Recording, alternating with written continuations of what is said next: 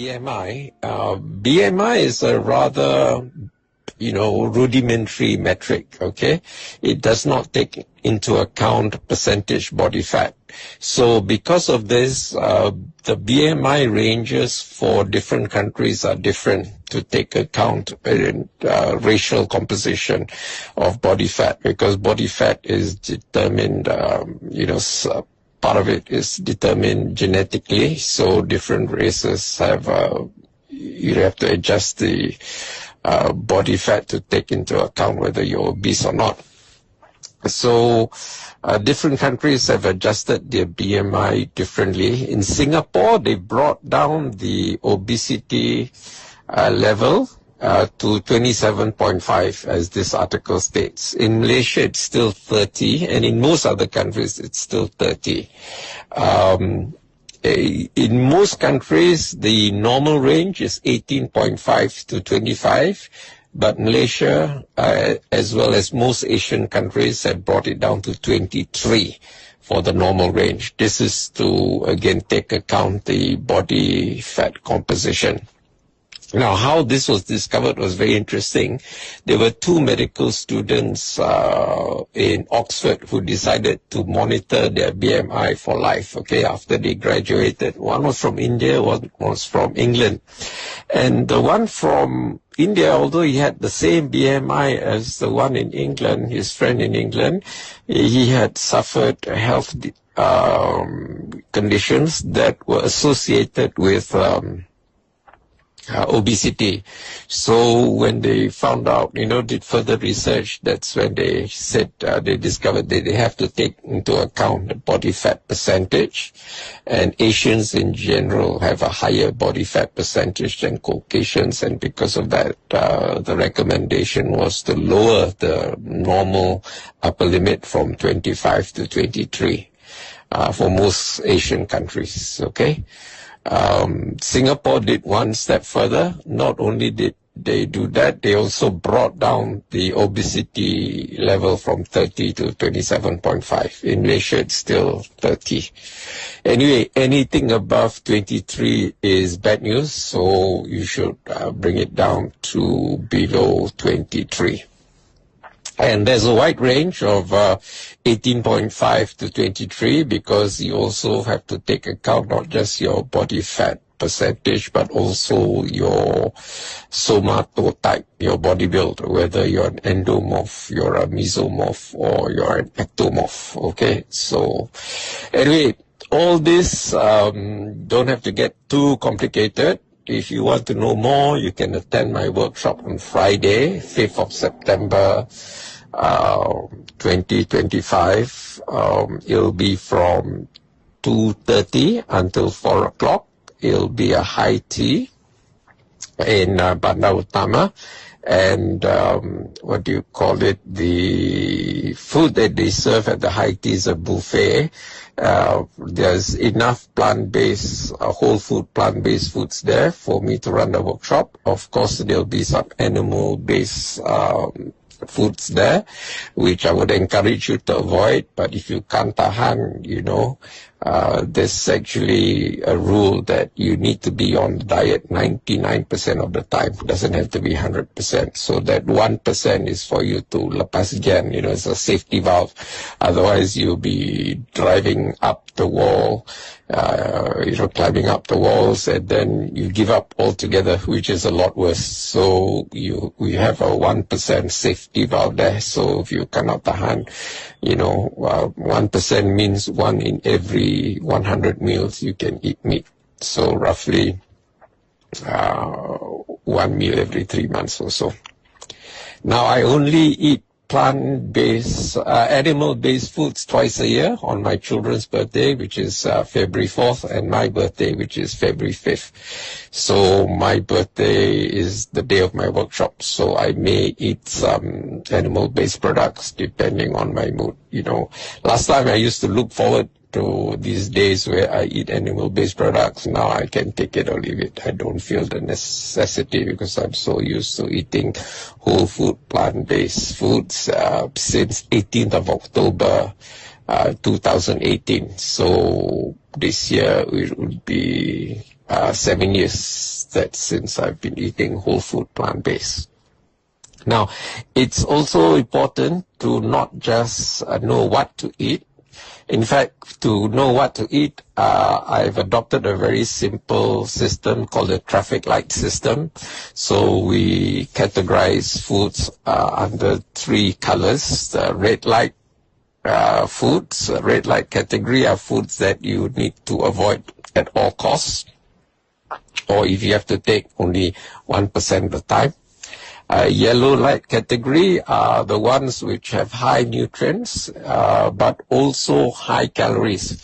So you need to avoid eating, unlimited quantities. So there's a quota for this. For red light foods, they are high calorie dense, and usually high calorie density foods are also low in nutrients. Okay, they have low nutrient density and low nutrient diversity. Now, the third category, which I will show you at the buffet, you can eat it and you can remember because you're eating it, are the green light category foods. The green lights, you can go ahead and eat until satiation, unlimited quantities until you feel dah kenyang, you cannot eat anymore. So I'll tell you what they are at the workshop. So those are the 3 simple categories for the traffic light system of eating. Now, not only what you eat is important, when you eat is important too. So there is a new emerging science called chronobiology, and it informs us that you should eat before dark, okay, before nightfall. So when it's important, don't eat after dark, okay? Only eat during daylight hours. The reason is quite long and complicated. Just if you want, you can ask me on Friday. It's to do with work done by a Nobel Prize winner, Michael Rosbash of, I think, Boston University, as well as Professor Sachidananda Panda of the Salk Institute in California. Okay. And the other thing is, when you have your meals, when you eat, the sequence that you eat your meal is also important. Okay. So I will teach you on Friday when you eat the buffet, you should eat by courses, the way the Mat Salleh Chinese or Japanese eat. They eat course by course. Rather than Malaysia, we have all the lau and then we simply gasak whatever we like all together. And the consequences of not eating in sequence would be you can have very stinky flatus, or you can have diarrhea or constipation. I made videos about this. I'll put the link so that you can see for yourself all the evidence to support these claims. Now, I have to give you a caveat. I'm not a nutritionist. I'm not a medical doctor. I'm just a patient. Like every one of us are patients. Even doctors are patients, okay? Don't forget that. And I decided to use what I learned when I did my doctoral research, which is actually in management, to manage my own personal health. And one of the things I decided long time ago is not to take what my MO tells me. The medical officer is a part-time master's student taught by a third-rate lecturer in a third-tier university in the third world. So if I want to know something, I find out who's the world's leading expert, who are the Nobel Prize winners, who are the gold medal winners, who are the people, who publish peer-reviewed papers which are widely accepted. Landmark studies, for example, the China study by Professor Thomas Colin Campbell of Cornell. And, there are lots of other experts like Dr. Michael Greger, Joel Furman, and so on and so forth, Tim Spector of UCL. So I find out who are the world's leading experts. You'll be surprised there's so many free videos by them that you can watch, free lectures of their videos, free videos of their lectures that you can find on YouTube. Or if you have a ResearchGate account, you can access the research papers. Of course, research papers, very technical, but there's some translatable things that you can adopt and make into your daily habit so that you can optimize your health. So I'm providing details of the workshop on Friday.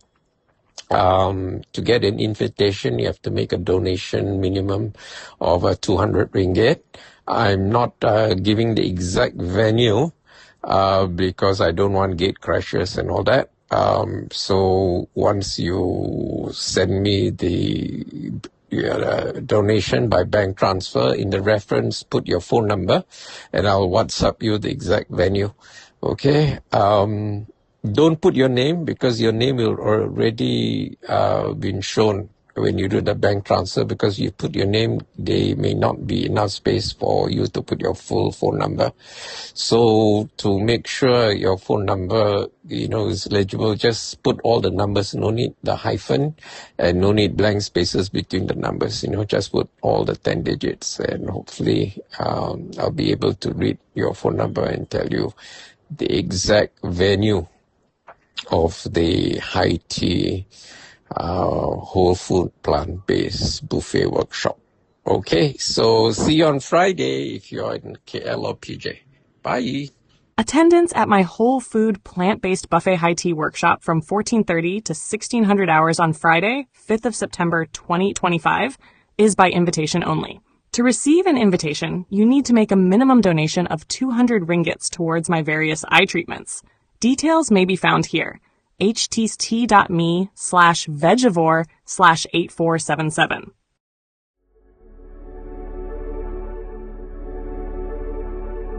A heartfelt light. To every soul whose hand did give, you've helped me dream, helped me live. In darkest hours your light came through, with hearts so kind, so pure, so true.